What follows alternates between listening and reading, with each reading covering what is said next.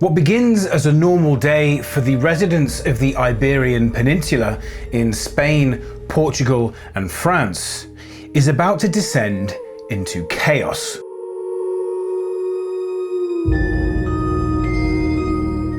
At first, people just believed they were experiencing a minor power cut.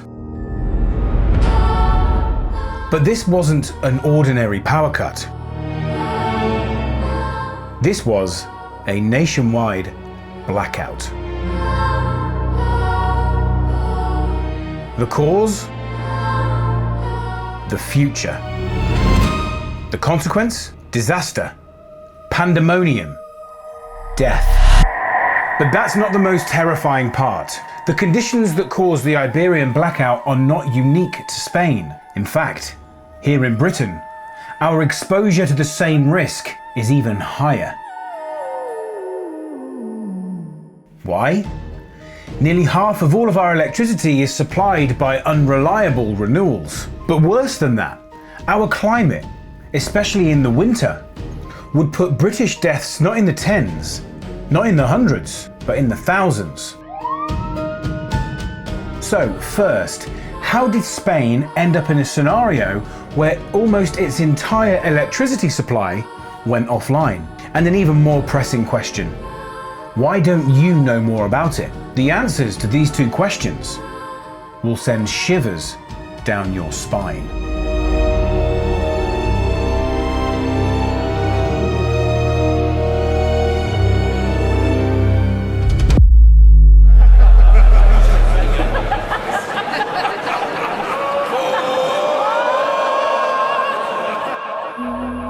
For decades now, the messaging from governments has been repetitive. Emissions are killing the planet, warming it up, causing extreme weather conditions, and unless we change course immediately, we are staring down the barrel of Armageddon. Indeed, we're constantly being told that the only way to prevent imminent disaster is to move away from reliable energy sources such as oil and gas and invest large in wind and solar. Except there's a huge, massive, giant problem. The idea that man-made climate change is as catastrophic as we're told it is at best questionable, and the dangers of abandoning reliable energy sources in favor of renewables have been hidden from you. So, what caused the Iberian blackout? Not a storm, not sabotage, it was the future. The same green future our politicians dream of. A solar inverter, a single faulty link in a chain of unstable renewables, triggered funny oscillations, the engineers called them. That's the polite phrase for what happens when your energy system starts to eat itself alive. The oscillations spread like a virus. First voltage, then frequency, then failure. And when the system tried to save itself, the system switched itself off automatically because the prices went negative. In other words, the market decided that making energy was no longer worth it. And so, in a world obsessed with saving the planet's most essential lifeline, energy, disappeared. Within moments, 60% of Iberia's power supply collapsed. And do you know who came to the rescue? France, with its 67% nuclear and 14% hydro, has a power system that doesn't flicker with the weather or the mood of politicians. France restored power within hours. But Britain is not France. Britain is walking the same road as Iberia, just with more PowerPoint presentations and probably more politely. We are dismantling the very systems that built our cities, keep the lights on, forged the British civilization. If you build a grid on vanity, you will get darkness. If you build your energy on lies, you will get death. And if you let the blind lead the grid, they will switch off the lights.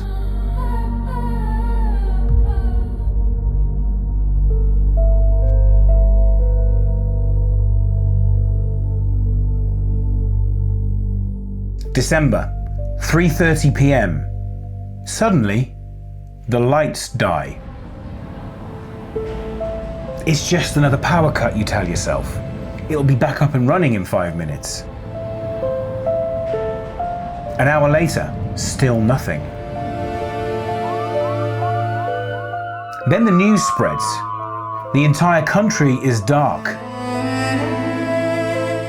By evening, you and your family huddle together in the same room for warmth.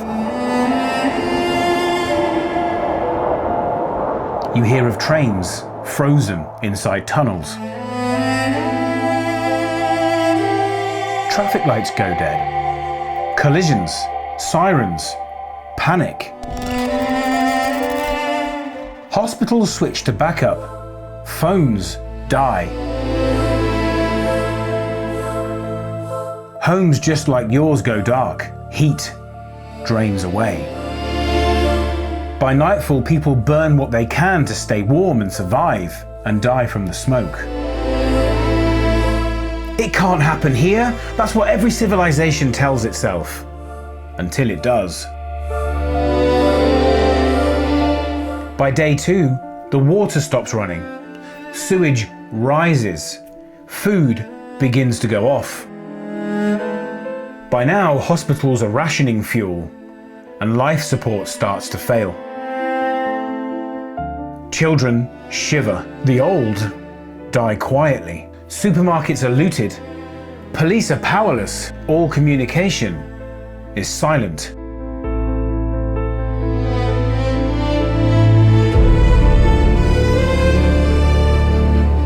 Cities turn primitive in just 48 hours. It's freezing. You're starving. Outside, silence, broken only by the sound of shattered glass or a scream.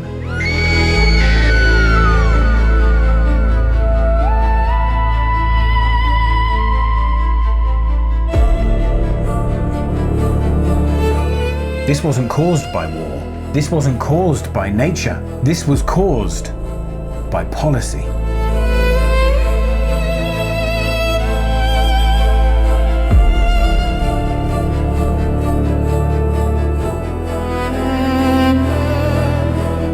But things weren't always this way in Britain.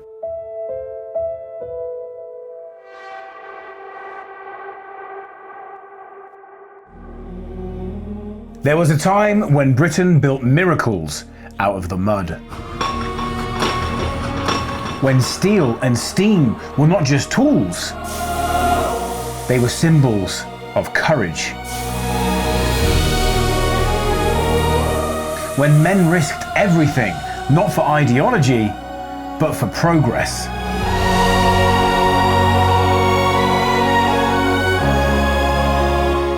And no man embodied that more than Isambard Kingdom Brunel.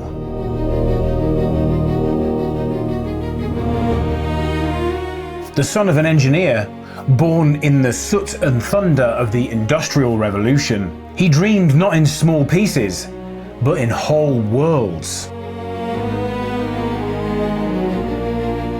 While others saw rivers as barriers, he saw them as invitations. Where others saw distance, he saw destiny.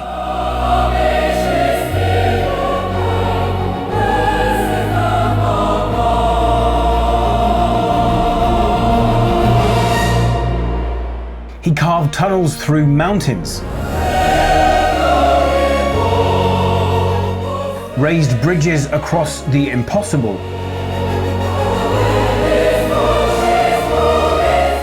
and bound Britain together with iron veins.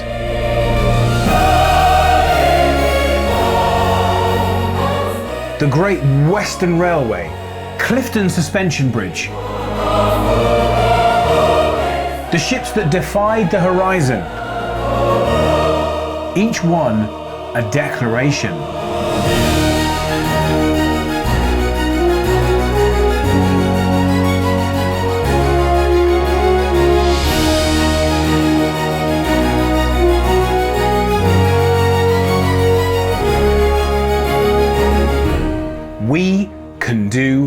anything.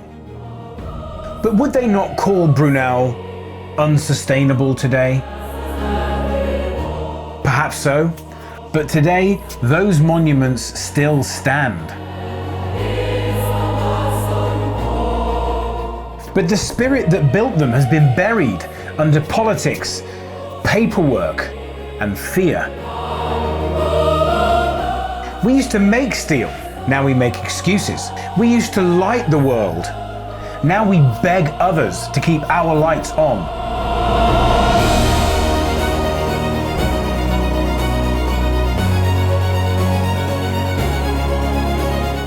Brunel didn't wait for permission. He didn't wait to see if it was sustainable.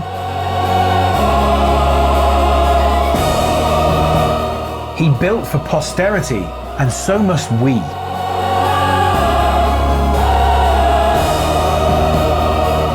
But that's the point. Our way out of darkness isn't more ideology, it's rediscovering that spirit.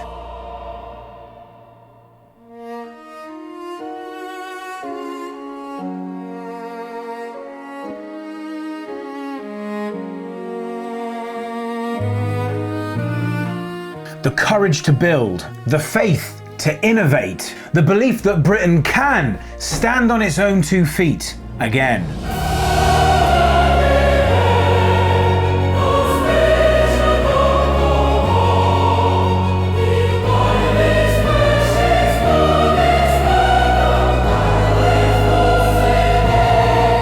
Brunel isn't just history, he's a reminder.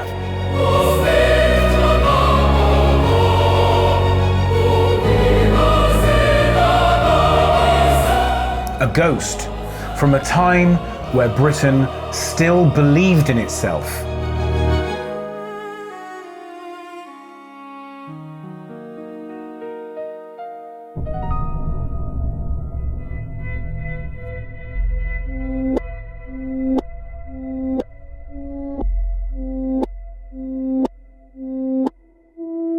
Britain is being dismantled by the people sworn to protect it. We are being betrayed, and we are being sacrificed.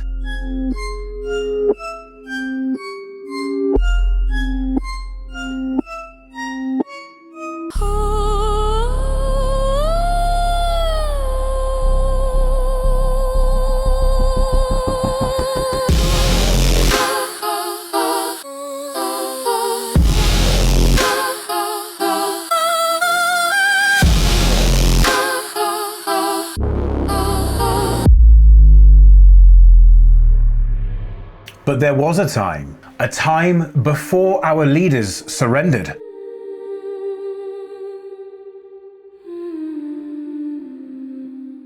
A greatness never before seen, greater than Rome, greater than Athens, a land founded by men of ancient faith and unbreakable will.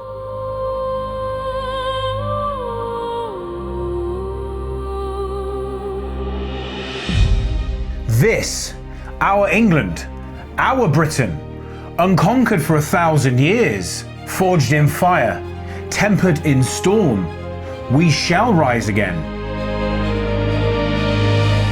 But first we must see the truth. We have been forsaken.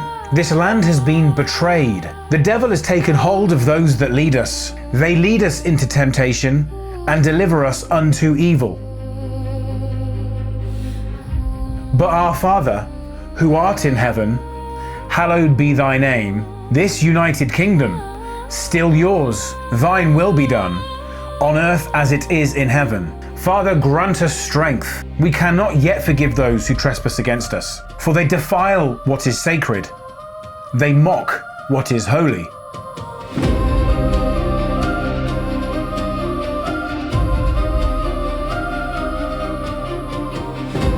They sell the birthright of our people for silver and applause. Yet still, beneath the ruins, a spark still remains. The heart of Britain still beats.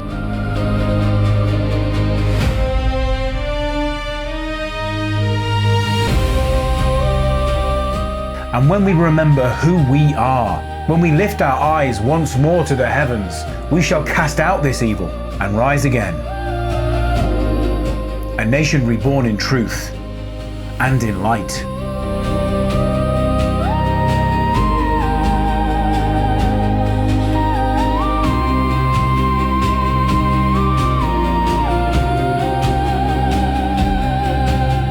But the greatest lie they ever told was that the end was near. To make the investments necessary to safeguard the most sacred trust we keep for our children and our grandchildren, and that is an environment not ravaged by rising seas, deadly superstorms, devastating droughts, and the other hallmarks of a dramatically changing climate.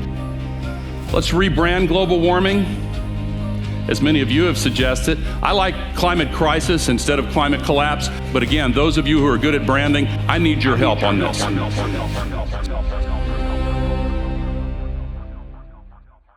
The prophets of doom have always been wrong, but right now, they've never been louder. For years, they told us the world was ending, that every storm, every drought, every breath of warmth was proof of global warming. They called it science, but their predictions were prophecies of fear. And like all prophecies, they were wrong. They failed. Time and time again they were wrong. Their charts diverged from reality like bad lottery numbers. The apocalypse never came. The seas did not swallow the land. The hurricanes did not multiply.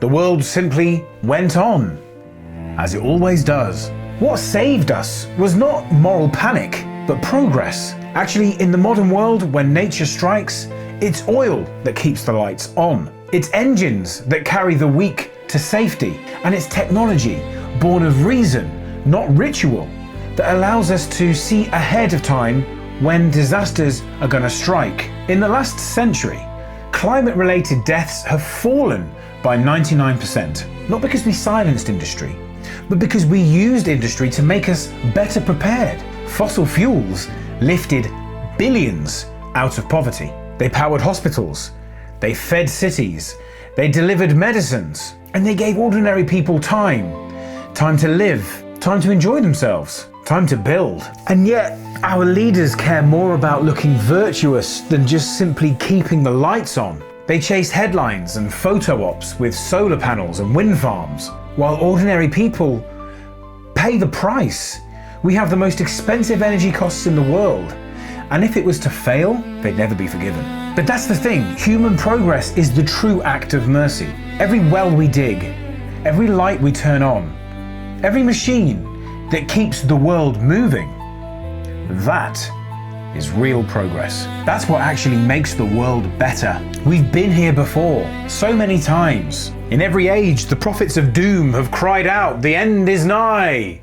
Just think from Y2K to the Mayan calendar, and before them, plague preachers and false seers. But mankind endures. Because faith in despair is false faith, and faith in human potential, now that's divine. So no, the world is not ending, except for the self-sabotage we inflict on ourselves. Right now, the world is waiting for us to remember who we are. We're builders.